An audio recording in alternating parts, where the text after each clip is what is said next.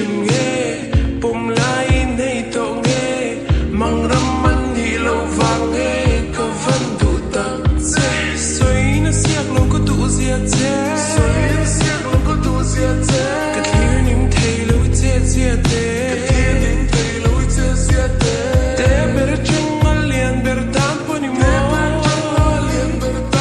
cái ang lá nó tan cho ni xa